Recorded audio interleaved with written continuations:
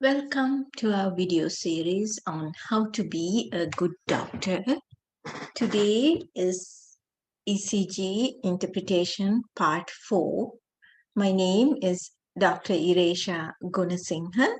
I am a cardiologist from California.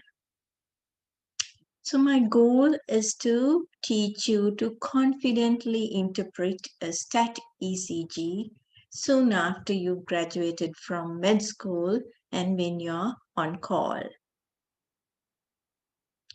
And remember, you have to be methodical and you have to follow this sequence, which is rate, rhythm, axis. Then you look at the waveforms, P, PR, QRS, ST, and T. So this time, let's actually do one and interpret one together. Okay, so the first thing we had to look at is the rate. So what we do is we find two QRS complexes and count the number of squares, right? So we say 300, 150, 100, 75, 60, 50. So the heart rate is around 50 beats per minute. So that's rate. Next, we look at the rhythm. Now, just to orient you, this is 1, 2, 3, AVR, AVF, V1, V2, V3, V4, V5, V6, and they have given us 3 rhythm strips. So let's just look at lead 2 because that's where you get the best P waves normally. And you certainly can see a nice P wave here, right? So, and then we are trying to look at the rhythm here. So you just eyeball and see it seems to be very regular. So we know the rate, we know the rhythm is regular. The next thing we have to check is the axis. For that, we are going to look at lead 1, 2, and 3. It's almost up, up, up.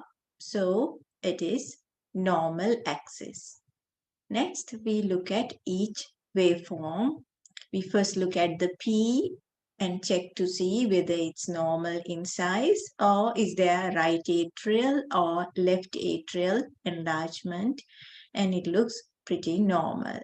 Next, we look at the PR interval, seems fine too. And then we look at the QRS complex, it's thin and nice. If it was broad, then we jump and start looking at V1 to decide is there right or left bundle branch block. But in this case, it's very thin, so we don't have to worry. Now, this is one thing I didn't share with you before. After you looked at the QRS and decided that it's normal, it's best to look at the QRS, ST, and the T together in the distribution of the arteries. So, 1 and AVL usually indicates the circumflex artery. So, we quickly look at QRS, ST, and T. Looks pretty normal. QRS, ST, and T looks normal. So 1 and AVL looks pretty okay. Next, we look at 2, 3, AVF together. They seem fine. It's very common to have some non-specific T wave depressions just in one lead, and it's usually lead 3. We have to mention that we don't have to worry too much because we do not see anything bad in lead 2 or 3. So now we've looked at that part. Next, we move on to the V leads. So V1 and V2 denotes the septum, right?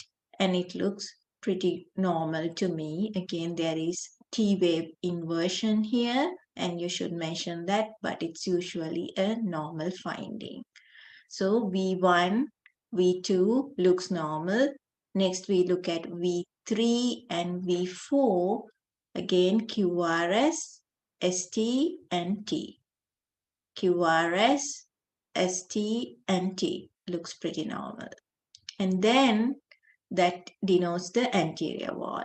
And then V5 and V6 denote the lateral wall. So we look at QRS, ST, T. QRS, ST, T. So the lateral wall is also normal. And finally, we check to see does the QRS look really tall in V6 and the S looks really tall in V1, indicating left ventricular hypertrophy, and that's not the case here either. So as you can see, if you are methodical, you can read an ECG real quickly. Today we'll be discussing the bradycardias, and starting point for us would be the PR interval. Remember, the PR interval starts at the beginning of the P and ends at the beginning of the Q, and usually the normal is 0.12 to 0.21 or 3 to 5 small squares, right? And then in our first video, we learned about first degree heart block, where when we look at the PR interval, it was longer than 5 small squares. So we are going to build up on that theme. So this is another example for you. So this is a AV node problem where it's getting delayed.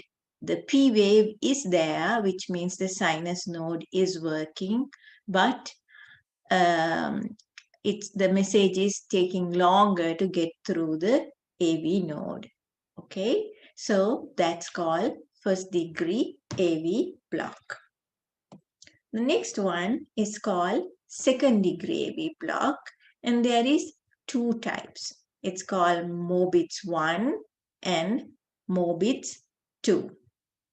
Okay, Mobitz 1 is also called Wenckebach.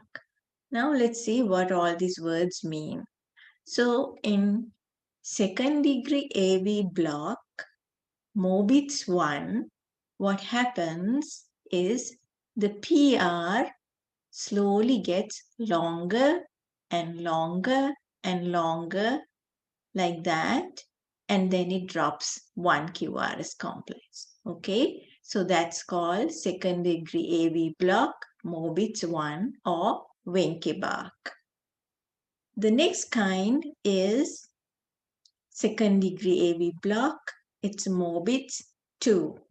What that is like it just keeps just having normal QRS complexes, and suddenly you see one P wave without a QRS complex. Okay, so Mobitz 1 and Mobitz 2. The next one is third degree AV block. What does that mean? What that means is the SA node is firing, but unfortunately, the AV node is not taking that message to the ventricle. So what we see, because the SA node is working, we start seeing P waves. See this? You start seeing nice P waves, and you can march them. What that means is that they are pretty regular. Okay? They just keep happening unless they get hidden by one of these QRS complexes.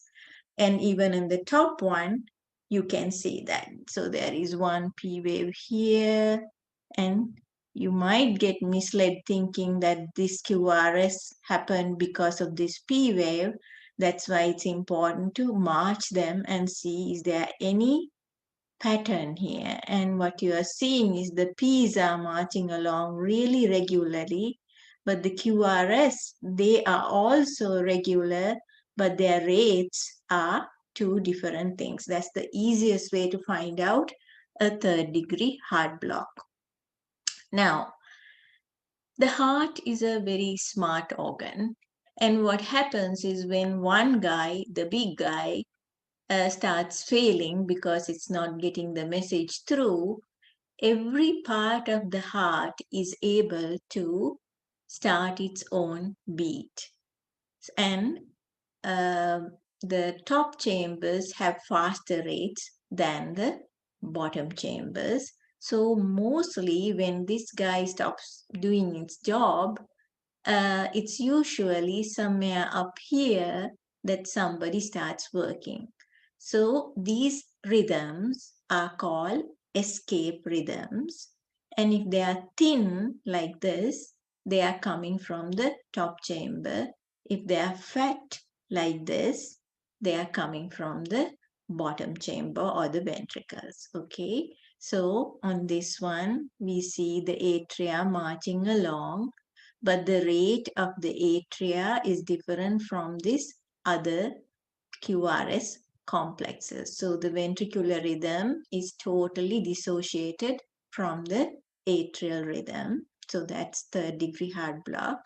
But this time we are going to say third degree heart block with a junctional escape. Implication is that it's a thin QRS. Compare that to this one, which is a third degree heart block with a ventricular escape. And as you can see, it's a much slower rate. Okay, so we now know first degree, second degree, and third degree heart block.